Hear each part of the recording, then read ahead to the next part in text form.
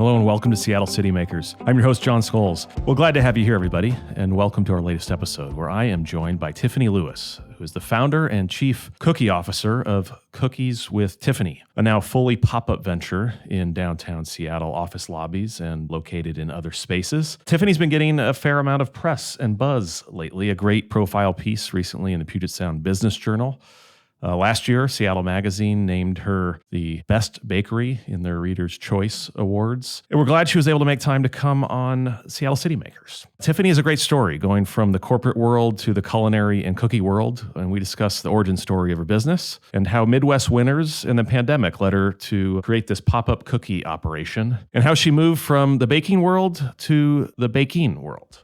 Hope you enjoy my conversation with Tiffany Lewis, founder and chief cookie officer of Cookies with Tiffany.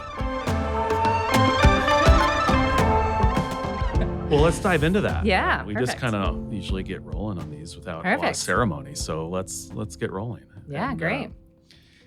We always like to ask those who've started something great like this in a small business and those who are entrepreneurs the origin story. And I know this one, it's not a short story. You went from a degree in mass communications to some time in the corporate world and marketing to baking to finding a great recipe to sharing those cookies with your colleagues and now to having a number of pop-ups and a brick and mortar in the great city of Seattle. What a journey, right? So we actually closed our brick and mortar in February. That is new news for everybody. And that was up in Madrona, Yeah, right? That was in Madrona. Yeah. So you're fully in, do you call them pop-ups? Yeah, so there are pop-up shops. So I kind of like to look at it as this like surprise and delight element, right? It's like, where is she next? Where is Waldo, right? It's I was surprised, was it yesterday that I saw you and I was walking through on the phone Rainier. of Rainier's Square. I was, oh, there she is. Yes.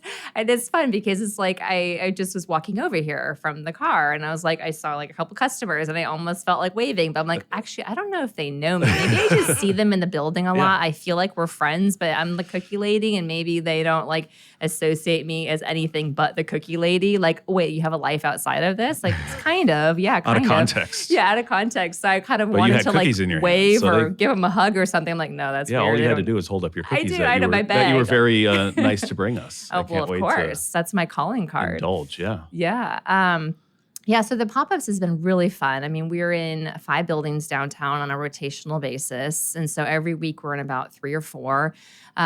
We just were over even in Bellevue earlier today talking to them too because they're feeling a little lonely on the east side. They're you got a good thing going in downtown Seattle. Yeah, we need some cookie magic over here. And I think really the idea is, little pop-ups to activate buildings, to activate everybody's areas. Just looking for. Yeah, right? and get more energy and energy and it smells good. We have warm cookies, so it's pretty incredible.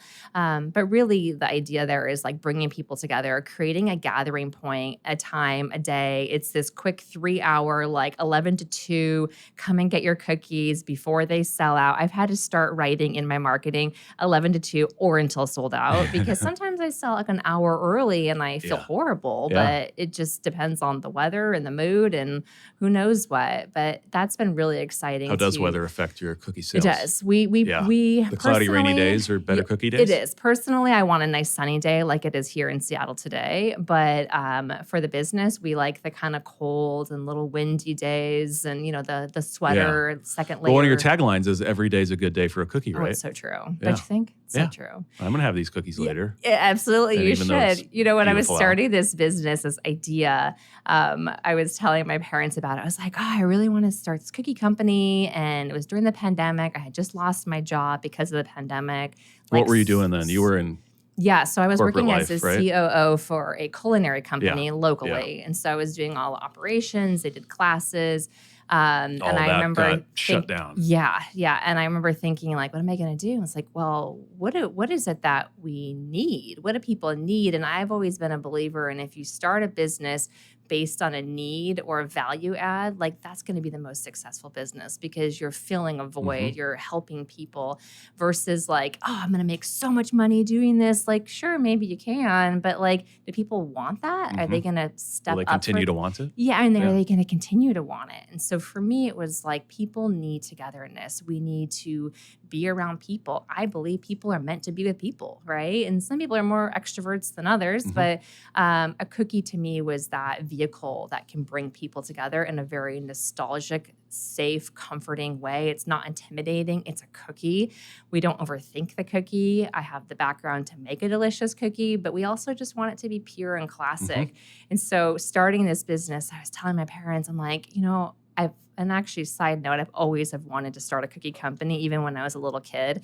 And my parents were like, "That's really cute." I love my parents, and everyone in my family owns their own business, so I love them. I respect them. They've taught me so much. But they're like, "That's really cute. Let's like go to school and like maybe like get some world life experience." Let's have a fallback. Yeah, exactly. Let's have a little fallback idea. And so were they bakers? Were your grandparents bakers? My dad likes to bake. He is known for his zucchini bread that he used to grow the zucchini in our garden in Ballard where I grew up. Yeah.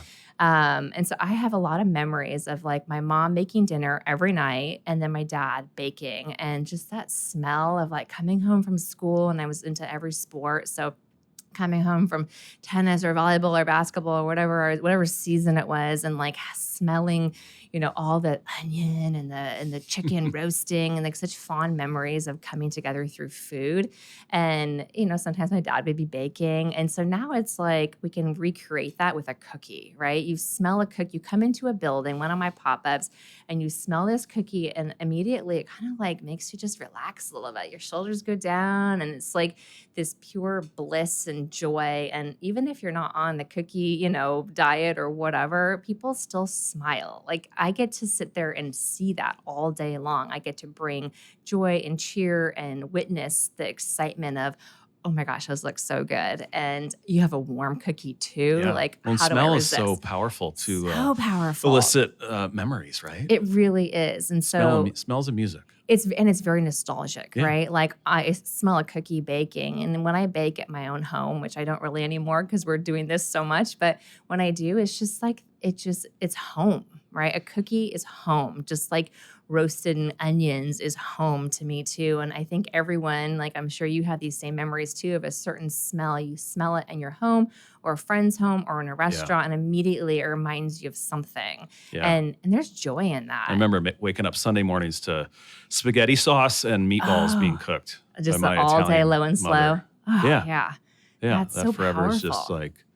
So your recipe was, if I have this right, kind of curated, perfected when you were living in the Midwest and you had a bunch of snowy days and you're spending time inside. Is that you were baking before that? But is that when you I had a lot of free time to kind of perfect the? Yes. Well, when I moved to Ohio, I didn't know a single person, and it was June. So it's like not June, January. So I was like, why on earth, first of all, did I agree to that? Like moving to the Midwest in January, don't know how to drive in the snow, don't know anybody. There's all these levels of like drive, don't drive. Like my idea of like Seattle closes in anticipation of snow. There's like 8 inches on the ground, and they're like, no, you don't need to go home yet. You're fine. I'm like, I would already be home if it was up to me, right? And like now I have to drive home in this, and this isn't bad. Like, who wants to give me a ride? But yeah, so that was the perfect time for me to really like use my weekends to come up with ideas and recipes and go to the grocery store and bake the cookies. And so that gave me something to do and purpose. And then every Monday, for the most part, every single Monday, I'd come to work, and I was working for Chase at the time because they acquired WAMU and they moved me to Ohio. And so I was working in marketing for them, and I kind of thought of this idea of like cookies for a handshake. So I would send out an email to people on my team, and there were a lot of people in marketing, over 50 people if my memory serves me correctly. And all these people would start coming to my desk, and it's amazing what people will do for a cookie. And I just got to meet all these people simply through sharing cookies. You just asked them to shake your hand. Yeah. And sometimes we wouldn't even shake hands, but it was just like, hey, I'm Tiffany, and hey, I'm Jon, or whatever. And I just met this whole community there. And so the recipes I use now have adapted and changed a lot, because that was, mind you, before culinary school. That was just me having fun in my kitchen, Googling. Before you went to culinary school. Yeah, before. So that was like corporate world. And so, but that really inspired me to do something in food. It inspired me to leave corporate America, go to culinary school at Cordon Bleu, move back to California, where I went to my undergrad at Chapman, and start my career in food. And so since culinary school, and since working in Los Angeles, and since working for incredible celebrity chefs, doing R&D for them, doing a lot of stuff with the Food Network and food styling, since then, I've learned a lot. So these recipes have really adapted quite a bit. And also you have to like scale them, right? When you're making thousands of cookies, it's very 50. different than like 50 or a couple dozen that's like on the back of the, the cookie packaging, right? Or the chocolate chip packaging.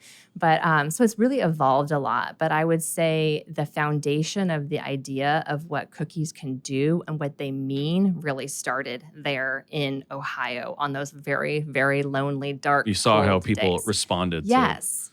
to what you had created and baked. Yeah. And then when the pandemic happened, it's like, hey, we're kind of in the place I was in Ohio. We're told to separate. We are alone for the most part, right? We're told to not come together, and people are missing milestones. They're missing, birthdays and births, and they're missing big occasions and graduation, and just missing the camaraderie of being together, like going into the office, and I can't send out that email and cookies for a handshake. First of all, you can't shake my hand. Yeah, cookies for a fist bump. It's not the same. But stand 15 feet Definitely away not a or hug. whatever it was. Yeah. Yeah. So, But it was about connection again for you.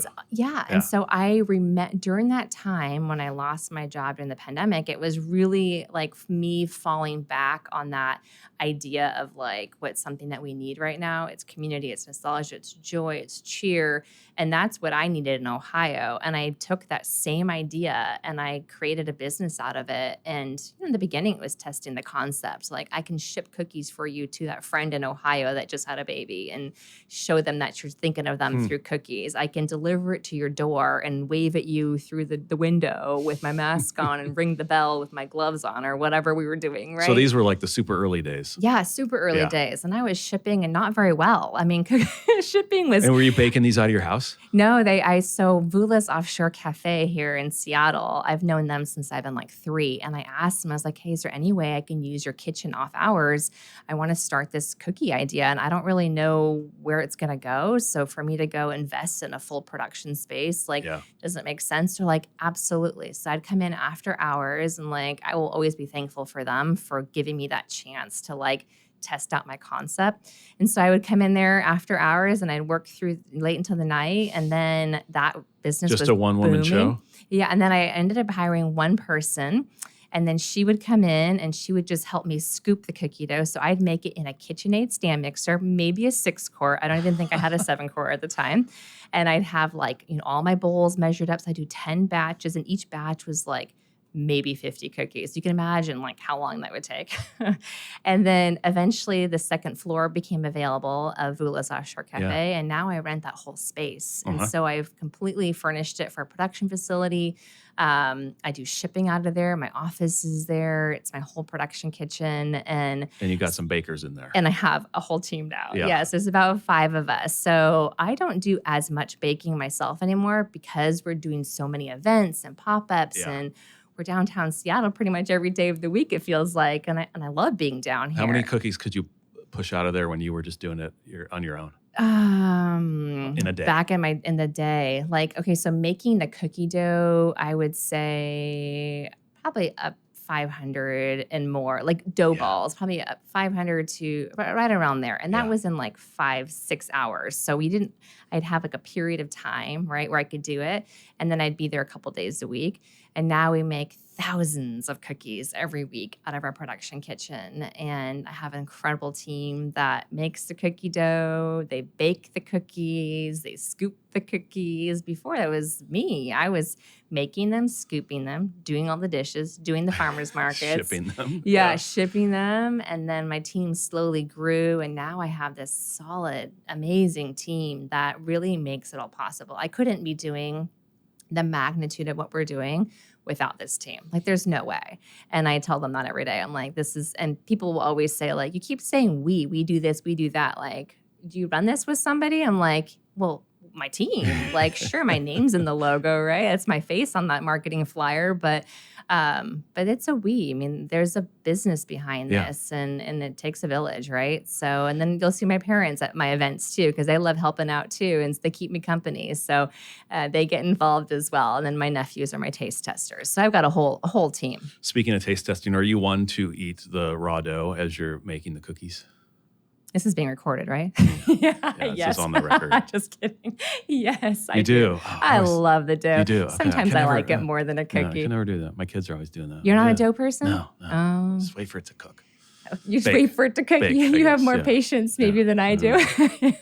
There's something about the dough. I don't know, the texture, and maybe knowing that it's so like bad to eat the dough, right? Maybe that's why I enjoy it so much, because it's like, I shouldn't be doing this. Like, I know about raw eggs, and raw flour is actually more dangerous than raw eggs. So I know these things, but I've been eating cookie dough my whole life. Live on the edge. Fine. Yeah. Here I am with the cookie business. It's okay. So I don't endorse that, by the way. When did the idea of getting into downtown office buildings come about to start these pop-ups? And was it City Center and the U.S. Bank Center? Yes. Was that your first? Yes. So huge. Was that always part of the plan to get into? You know, I think when you start a business, you don't always know what your plan is. You just kind of know what you're doing. Like, I'm making cookies. People love my cookies. We had a couple of seasons with T-Mobile Park. We've done a lot with Lumen Field. We've done a lot with UW and different sports events there. So I think we were just kind of, every year we're evolving and layering on more elements of the business. And so a couple of years ago, actually June will be the second year anniversary of U.S. Bank Cedar Hall's huge renovation. And it's absolutely stunning. Gorgeous. What an honor to be able to be there. And so we came in for their grand opening party as one of the vendors to give away free cookies that they had purchased. And so afterwards, I remember going up to, I think McKinsey or one of the gals there, and or maybe it was Faith or Josh, and I went up to them and I said, is there any way that I could do a regular pop-up here? Because I heard about Seattle Restored. I heard what they were doing in the community with vacant spaces, and I thought, can I kind of create my own little version of that here? We already have a relationship. And they said, absolutely. So we started with 1 day a week, and we came in and we had a little space that we, had a key to the door, and we'd bring all of our stuff. So it was kind of a permanent pop-up, because I only brought cookies every time. I didn't have to bring my, mark signage. Everything stayed there. And so we've been there now. That was September that we officially started the pop-up. And so this September will be 2 years there. And so that was the very first opportunity downtown. And I'll always be grateful to them for being so generous and so kind and giving us an opportunity to be downtown and be in front of an audience down here. And then from there, we've reached out, and other property managers have reached out to us and said, hey, would you want to come do something in our building? We love the activation. We love what you're doing there, the addition that it's bringing to the environment and the community. And I started looking at my calendar. I'm like, okay, well, the new work week is like Tuesday, Wednesday, Thursday, right? So how do I fit in all these pop-ups in 3 days? Right. Always being so loyal to U.S. Bank Cedar Hall, because they've got me started on this, and I'm always so grateful for that. So that's turned into so many other pop-ups. So we're Rainier Tower on Thursdays. We're doing 800 Fifth, 999 Third. We're starting at 2 Union as well. And it's just, and we do pop-ups still at Nordstrom's downtown. And it's been really fun to see like the activation, and people will see me. They're like, hey, you're the cookie lady. And I'm like, which building? Yeah. And it's like, my new name is the Downtown Cookie Lady. And people are like, excited to see me. And it was funny the other day. Like the cookie fairy of downtown. I am. And it's, The other day, someone came up to me and they're like, did you know when you were starting your business that you would be like partially responsible, your cookies would be, for like bringing people back to the office on certain days of the week because they come back on Tuesday because it's Cookie Tuesday or Cookie Wednesday or Cookie Thursday.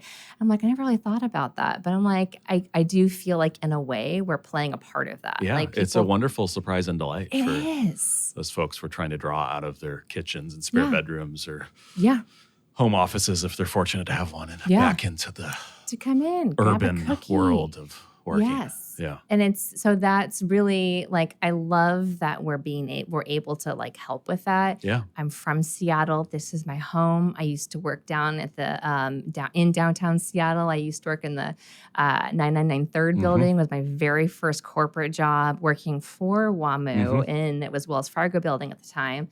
And then we moved into the WAMU Center as soon as it opened. Like I literally remember coming to my floor. It was brand new, and they gave us a lesson on like how to use our chairs and like where everything was in the building and how to use the panels. And it was like, I'm the first person that's ever been on this floor before. It was so amazing. This is now the Russell Investment Center. Yeah. Yes, exactly. So, so for me to be back, I remember specialties. I remember going there and getting cookies. And so in a way, I feel like I'm helping with that cookie business, right? Because that was a big part of like all of our catering was going there and getting cookies. And now people are using our cookies. And I love that. Like if only I knew back then that I would be the cookie lady downtown, and that's my name. I mean, I don't know who knows. I don't know if they know my name's Tiffany or just the cookie lady, So, and if they forget, they look at the logo, my name's right in there. But it's an honor to be back town, and it's been exciting to see how it's transformed. I feel safe down here. It's clean. I park my car in the garages. I walk to my events afterwards. Sometimes I put things back in the car and I walk down to the market and get something, or I walk around and get a coffee. Like I love it down here. And it's what an honor to be part of this community and be a player in this community, right? Through cookies. Like, who would have thought, right? A cookie. That's what's great about the downtown. There's room for lots of things, right? Yeah, and there's a pop-up shoe shine individual next to you right Kyle, now. He's awesome. In the city center building. So, yes. Yeah. He's great. And it's like, I talked to him quite a bit too about what he's doing, we're doing. And it's like, we're bringing services to you, right? We're coming to you and we're adding a service. We're adding something special and unique to your day. And you might know we're there. You might not know we're there. But when you come and you see us, again, the surprise and delight, it's like, oh, yeah, my shoes could be shined. And I could use a cookie. Like it's Tuesday, Wednesday, That's Thursday. What makes it great about being downtown. You got the proximity of all these small businesses and services and offerings. And Olympia Coffee's been great. And yeah, they've been doing well in that building as well. Yeah, and it's been fun too because in the buildings we're in, like I've gotten to know everyone at Olympia Coffee, right? And it's so fun to be there. You got a little community. Yeah, and see each other. Okay, what's your new cookie? And and then we always chat about different things. And I feel like what I love is that I'm not just here one day a week. Like I'm here multiple days of the week in different buildings, but I'm actually making real connections, whether it's through my customers that are working in these buildings or customers that are living in these buildings. I mean, Rainier Square, Rainier Tower, you've got residents there. So I have people that are living there that come down every Thursday because I know I'm there. And I love being a part of the routine. I like being on people's calendar. Like people will say to me on the calendar, it's literally Cookie Tuesday, recurring calendar invite for Tuesday or whatever the day is. I'm like, that's amazing. They're down there waiting for you before you even show up. Yeah, exactly. Yeah. So backing up just a bit, how did you get connected to these celebrity chefs? I know you worked for Giada with Giada, right? Yes. So what was that like working with these celebrity chefs, and how did you get connected, and what exactly were you doing? Yeah, so through culinary school, I knew I wanted to switch out of corporate America marketing for the food industry, but I knew that I didn't want to work in a traditional restaurant behind the scenes. No one sees you. They're a small kitchen. It's hot, like the hours, and people eat out holidays and nights. It's hard work, and ultimate respect, and I've done that. I've staged. Did I've you grow worked up in restaurants. working in restaurants? No, I didn't. I was actually always in retail. I did all of my customer service training just down here at Nordstrom's. Oh, yeah. So they've taught me everything Yeah. about customer The best. service. So thank you very much. But yeah, so culinary school, going there was like, if I want to work in the industry, I need to be able to say that I know what I'm talking about. I need to be able to finesse my cookie game and actually make rice decently. I was tired of buying the pre-made ones. That was actually what was happening before culinary school. I want to roast a chicken. I want to do basic things. I need to understand the language, the culture, so people take me seriously. So when I was in culinary school, I thought, gosh, I'd love to, be on television or write a book one day or do something on the entertainment side. Well, it turns out, John, a lot of people want to do that. And so there's that, but doesn't mean I didn't try. And so just by chance, I was very close in terms of like in communication with my advisor in culinary school. And I told her, I said, I really want to work for a celebrity chef or the Food Network. And in LA, I mean, Food Network's mostly in New York. So I'm like, okay, so what other avenues can we do here in Los Angeles?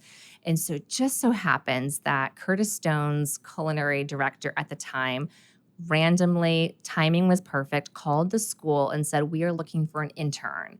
And my advisor, I guess, got the call or whatever happened and called me immediately and was like, you're not going to believe this, but Curtis Stone's culinary person called the school. And I remember where I was at that moment. I remember maybe screaming in the car.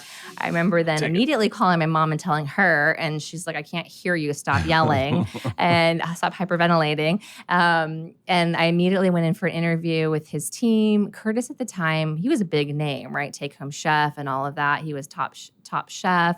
And so I remember going to meet with him, and they were renting like an apartment in West Hollywood with 2 kind of bedrooms, which were offices, but they wanted to test all the recipes in a real kitchen because that's what you're cooking out of. You're not cooking dinner for your family in a state-of-the-art production kitchen. Most people aren't, at least. And so I remember going there, going in one of the bedrooms, quote unquote, where there's desks set up. And I'm thinking I'm just going to be talking to this executive chef. Well, in walks Curtis Stone, very Australian, very over the top, outgoing, the nicest person you can imagine, so friendly. I'm sure he just gave me a hug. Like, it was just so friendly. And I'm completely overwhelmed, right? But also I was just like, oh my gosh, what an incredible opportunity. I'm sitting here talking to Curtis Stone. And I think he called me like that night and was like, yeah, we want to bring you on the team. He reviewed all the intern postings. I don't know if I was the only one or what happened. We'll say there was a long list and I was one of the best candidates. No, but so he immediately was like, I showed him pictures of my work from school. And the timing was perfect because I was in the section of culinary school where you have to do an internship. And so I was interviewing for different companies and mostly R&D kind of stuff. And so when he, accepted me for the position, I was like, yes. And then immediately following, I was like flying to New York with him because he had to do a live show in front of the Wall Street Journal. And it was some big event they were doing. So I went with him. And I mean, it was like sink, swim, whatever you want to call the analogy. I was just like, what a trip. Oh my gosh. Like, I had to learn how to do food styling, live production where there's like an audience and you're standing on stage and there's like hundreds of people. And I was like bantering with him and like, but I've always been comfortable in front of people. I mean, my degree was communications, right? So I was like, I was been preparing for this moment. And that just turned into me then worked with him a couple of years and we traveled all over the world. Wow, Australia, Melbourne, Sydney, all over the U.S., went on his book tour with him, anytime he was in a city, we do the local morning show, and I would get there, like 4 a.m, get all the food ready, set everything up, and do all the swap outs, and then he'd come in and do the show, and then I'd take it all away. So that was really how I finessed my styling for my own business, and also the R&D part, because he would do recipes for magazines and people and grocery stores, and so I would help with that process too. And so now when I approach a cookie, who knew then I was priming for this moment, right, with my own company? But now when I approach a new cookie flavor, I always take into consideration the chew, the taste, the flavor, how does it look? So it's kind of fun to it would have been interesting if I knew that then, right? Like, what am I doing this for right now? Other than this is an incredible opportunity. Like, I'm preparing myself for my own company. The downtown cookie fairy. Yeah, the downtown cookie fairy. You've mentioned food styling a few times, Yeah. and you were noting before we started here that you had your cookies featured on a prominent LA morning show this morning, right? This morning, yes. And you were not down there to style them, so you had to trust others to style them. What's involved in food styling, and what's involved specifically in styling of cookies? Yeah. So how I learned working for Curtis Stone and working with Food Network was we don't use like fake imitation things. Like some people use Elmer's glue to make ice cream, or there's a lot of there's a science to making things look a certain way. So food styling is basically making food look pretty, right? So if it's a cookie, it's giving it height, dimension, colors. You integrate darker colors with lighter colors so things pop, how you present it, hoisting some things up so you can see the shine of the salt, or on the chocolate chip flake you see salt, or the cinnamon sugar on the snickerdoodle, platters, the special tongs that you might use. Maybe it's a linen that has certain fabric behind it to give it some dimension. Are you spraying it with anything? I don't know.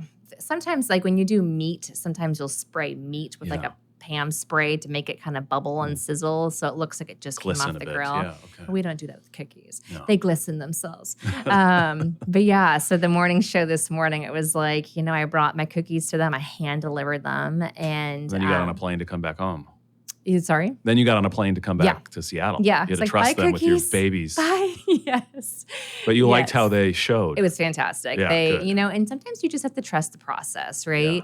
Yeah. I have to trust myself every day. I have to trust my team when I'm not here. I have to trust that the cookies are going to travel well, that they're going to be just that perfect experience. And so, if you want to scale and you want to grow, you have to be able to know not when something's good enough, but when something's great enough, right? And there's good enough in everything, right? We can do a good enough job at being a parent or a friend or whatever, but I always believe in great enough. I like that. And it's so true. It's like the details matter, but at a certain point, you need to move on. You can't finesse you can't sit here and look at your bow and be like, did I cut that on the right bias? And or some would say obsess, right? Yeah, you just got to move on. Yeah. Like you got to just have your priorities, have your standards. And so I gave them the best cookies. I gave them the best packaging.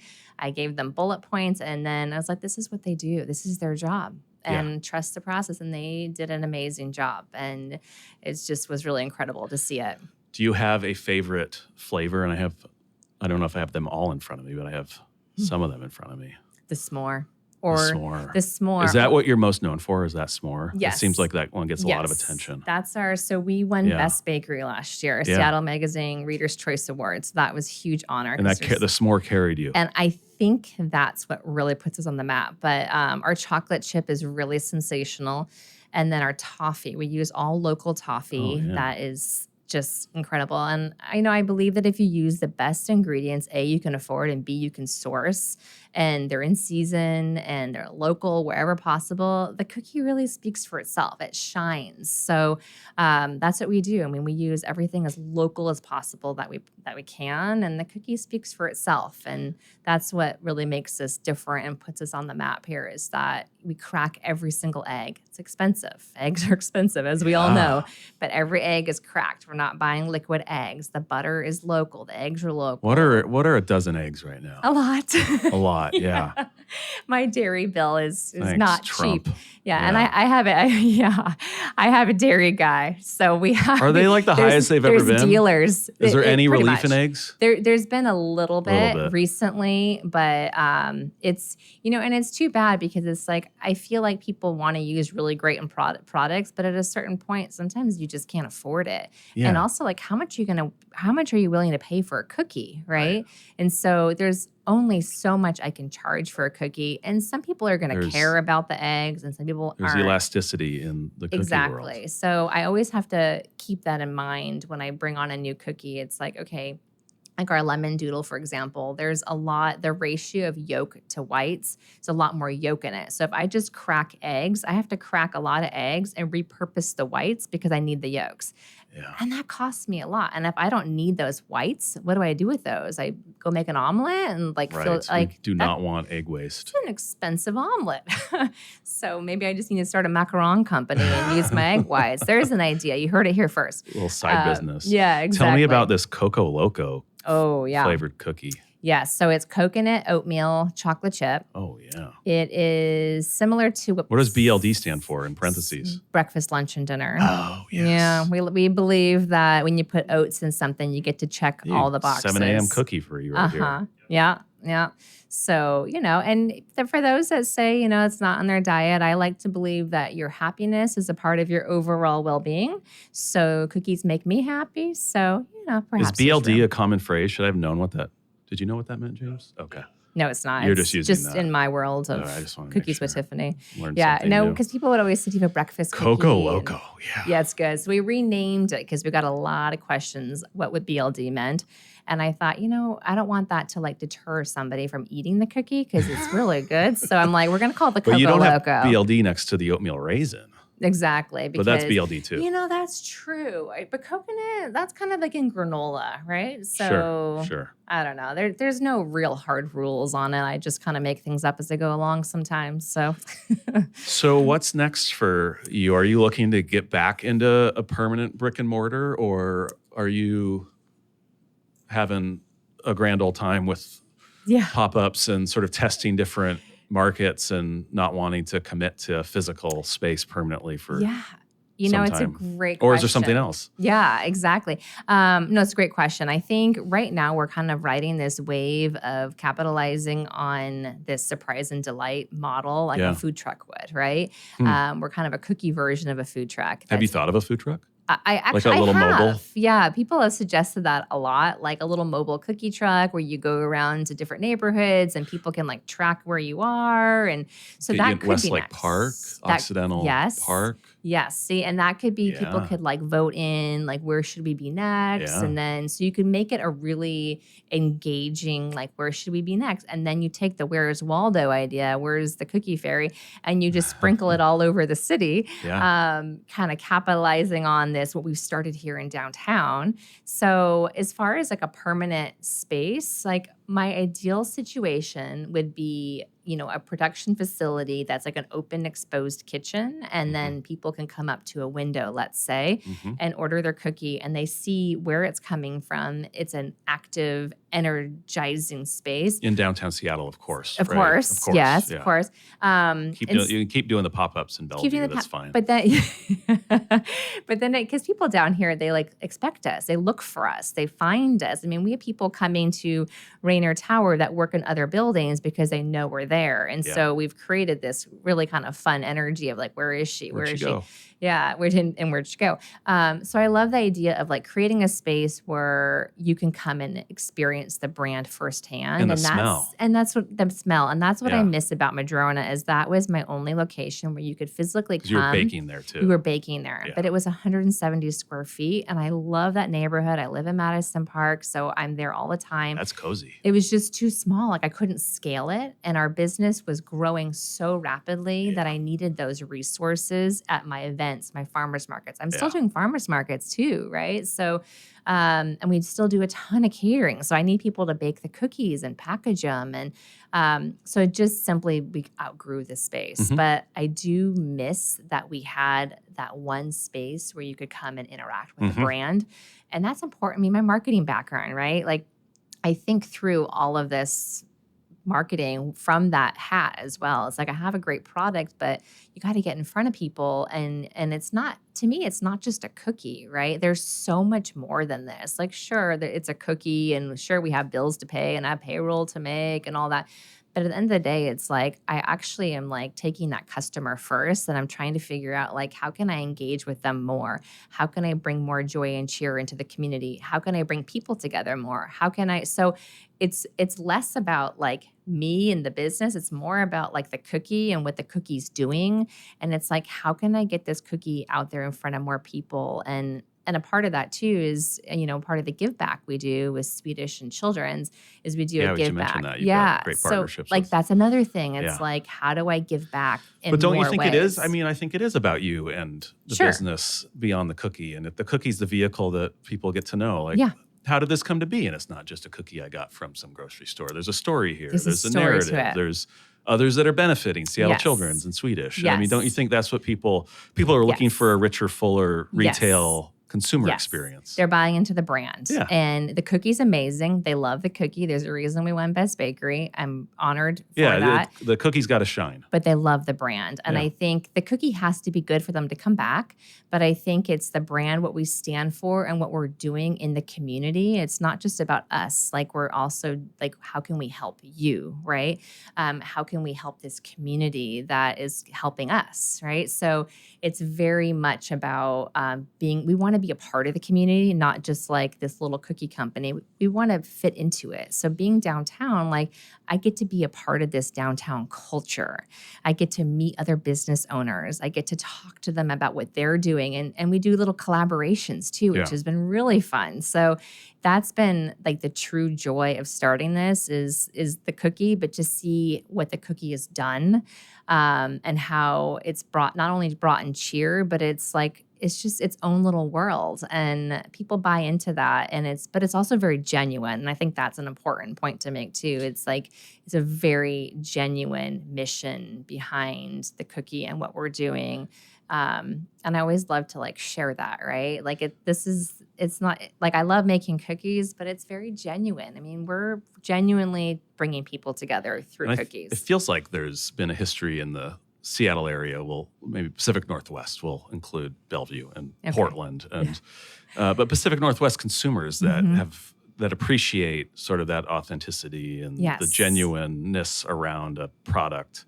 Yep. And you look back to some great stories of retailers here, whether it's Nordstrom or REI or Outdoor Research, or that this connection to the place and to a story and to sort of commitment of great products and service. And yeah, it's true. And I love saying I'm from Seattle. Like when I travel places, I always bring cookies with me. Like I was on the airplane, I'm passing out to the pilots and everybody, and they're like, "You should have your cookies on Alaska." I'm like, "Yeah, I should." Do you know anybody?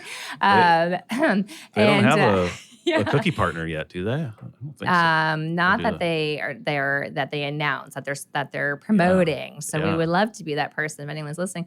But it's in another Seattle brand. So, but anyways, that's the thing that's I think so exciting for me is that like I am proud to say I'm from Seattle. I live here. This is my business. This is my hometown. I came back to Seattle after living away for so many years. I lived in California for 7 years, and before that in Ohio. So like this is where we're starting our business. And so I think, to elaborate a little bit more on like where we're going next, it's like I want to continue to find ways to get out in the community more and maybe take it outside of Washington more, right? I mean, we ship all over the country. I have shipped to every single state. Wow. Literally every single state. Last week I was shipping to Chattanooga, and I was like, that's so cool. Key West, I mean, all these cities all over the country, and I'm like, my cookies are literally going to Chattanooga. Like, I don't know, it just sounds fun to say, but it's so cool.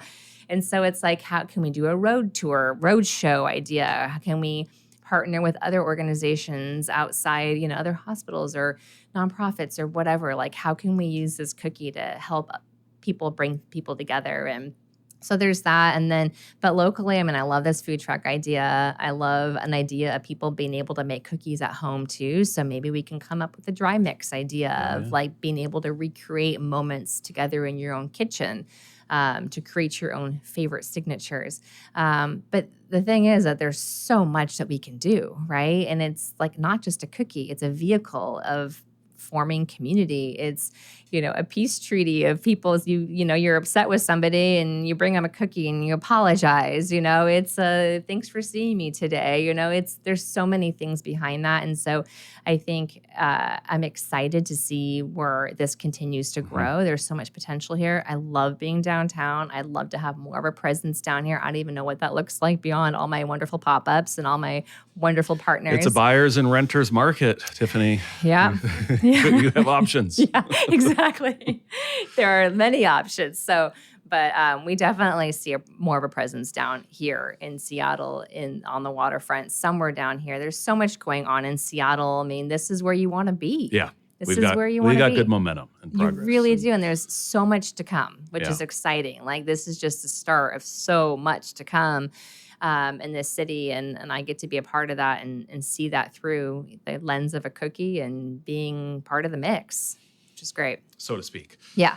Yeah. Without giving away your recipe, yeah. What's like the secret to making a good cookie beyond using real eggs and not, what'd you call them, liquid eggs? What are liquid they called? eggs, yeah. That's like egg in a bag kind of thing? Yeah. There's a bunch of junk in there you don't want. Yeah. What's the secret? How much of it is ingredients versus technique and oven and tools and temperature? So somebody just asked me this question the other day, and what I told them, and I'll tell you because I think it's so true, the number one tip for making great cookies, really anything, is buying the best ingredients you can find and buying in season. So if you're trying to use tomatoes, cook with tomatoes in the middle of winter, they're not going to taste as good as they are in the middle of summer. So same thing with a cookie, right? If you buy real eggs and good eggs, they're going to taste so much richer. If you've ever made a scramble in the morning and an egg has this bright orange yolk and you're like, oh my gosh, and it tastes delicious, and you use real butter, it tastes so much better than butter that's cut with margarine or using shortening. Like, we don't use any of that.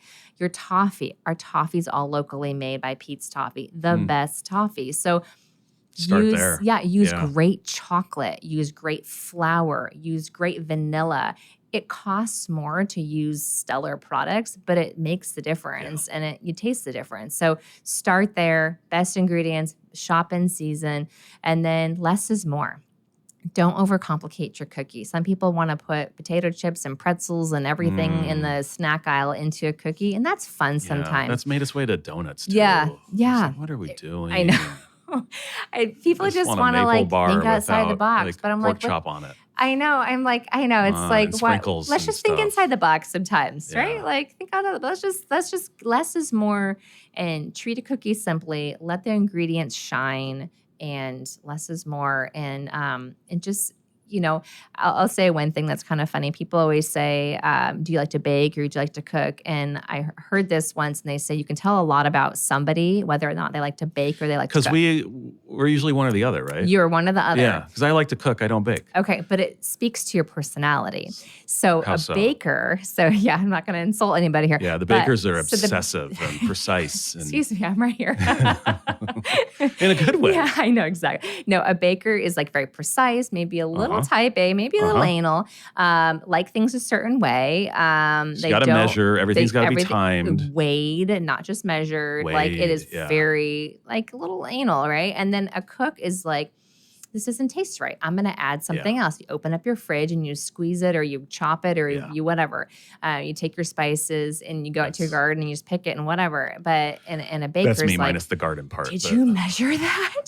Right. So when you cook, are you very precise as well, or do you let yourself be a little bit more my free formal and training at culinary school was savory, my formal training. And so when I cook, I'm very like go with the flow, which is interesting. So I kind of wear both hats. But my baker friends, like when they're cooking, they're very strict on it. They're very baker minded in the cooking world.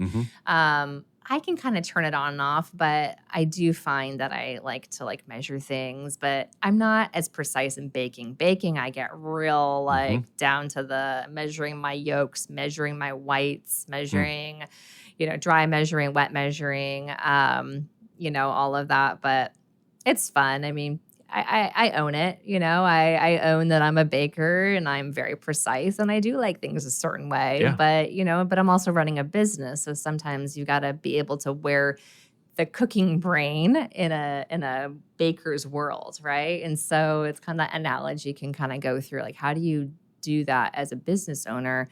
Because I can do that as a pastry chef, right? So on a small scale, yeah. But then you got to scale it. Yes. So and great. What was it? Great enough. Great enough. Yeah, great enough. Tiffany, we have a couple standard questions on our podcast. Yeah. The first is, what was your first job that you took a paycheck for? Yeah, my first job was actually at Nordstrom's, this store down here in Seattle. Store One. Store One. What were you flagship. doing there? Oh, I did everything. I think my first job there might have been as a cashier. I think I was actually in petites, and I am 6 feet tall. So I got a lot of comments about that, but it was great if anybody was looking for something on the top shelf. I could be the one to go get That's it. why they put you there. Yeah, right? I was they like, I doing. understand why I'm here. That's fine. And then I worked like every position in that store. I was home on school breaks and all that. So that was the official paycheck. Do those customer service skills in the Nordstrom way, does that carry with you? And oh yeah, absolutely. And I've trained my team too. It's like when we hand a bag to somebody, logos facing out. Yeah. If I had a counter and I could get around it, I would walk it around and hand it to you. Yeah. I always notice that. I will not notice that when they do that. It is, I think, if working at Nordstrom's is just such a standard for like how customer service should be. I love it. I respect it. And now that I own my own business, I am so attentive to all those details myself. Welcome in. Thanks for coming. Thank you for waiting. I'll be right with you. Like, people just want to be acknowledged and appreciated. They're going to give you their money. Like, thank them for that, but in a genuine way. And make sure that logo is facing them, go around. And, customers always right and all of that. So no, my team, we have all been trained on that, and customer service for us is everything. And it's because of that foundation, for sure. Was that job in high school, or did that come later in life? High school, most of my jobs were like babysitting and things like that. That was in college. So starting freshman year, and my siblings, we all worked at this store. It's like my brother was in men's furnishings. My sister was, I think, in activewear. So I think my parents were like, to be a whatever, you have to work at Nordstrom's. Like, this is going to set you for life. So, so we all worked there all through college, and it was a great experience. Great. I really appreciate that experience for now owning my own business. Yeah. Yeah. And our final question, and it's a standard question, is what's your perfect Saturday in Seattle? If you can design it morning till evening, till night, till twilight. I love that. However long you want to go. I'll talk about a sunny Seattle day.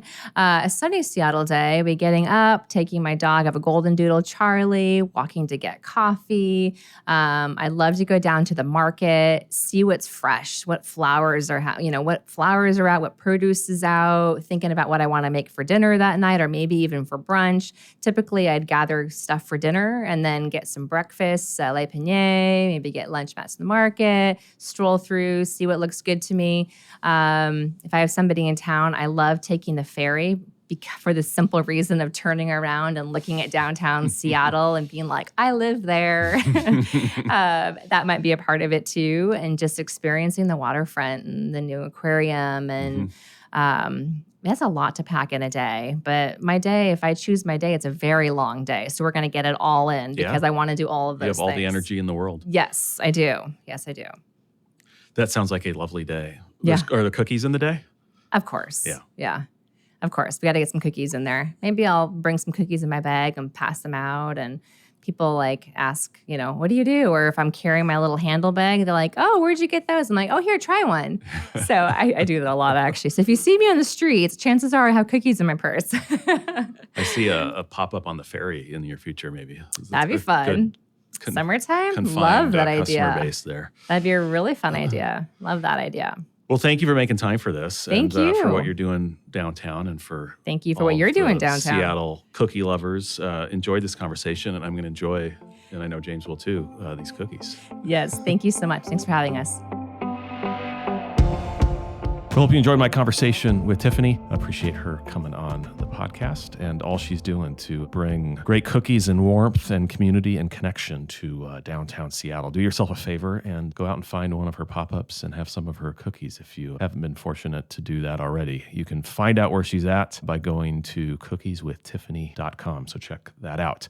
I want to close out with a recommendation of something you got to check out in downtown Seattle, and I want to lift up the great work and programming and events that the Seattle Chamber Music Society is putting on this summer, beginning June 20th and running through August 1st. 5-week celebration of extraordinary music and first-rate artists, which will include 12 main stage concerts at Nordstrom Recital Hall at Benaroya Hall, each including a free pre-concert recital. They're going to have 2 outdoor concerts in terrific parks, both in Seattle and Bellevue. 18 concerts aboard the concert truck. This is a mobile truck that travels around the city and will play in a couple spots downtown, including Westlake Park and on Pier 62, bringing chamber music outside. And then this is super cool. Friday, July 25th, Tasting Notes 2. Seattle's best chefs and the world's great classical musicians come together for a unique evening of live music and cooking demonstrations. This is hosted by Kenji Lopez-Alt and a number of other notable chefs, including Renee Erickson and Lee Kindle of Moto Pizza. They mix great food and great music. This will kick off at 7 p.m. again, Friday, July 25th. You can get tickets by going to seattlechambermusic.org. And congrats to John Holloway, their executive director over there, who's making terrific things happen in our city, in downtown, and for those who love and those who are new to chamber music. So go check them out. Well, thanks everybody for joining us on this episode of Seattle City Makers, presented by the Downtown Seattle Association, with support from James Cito and production by Thread Theory.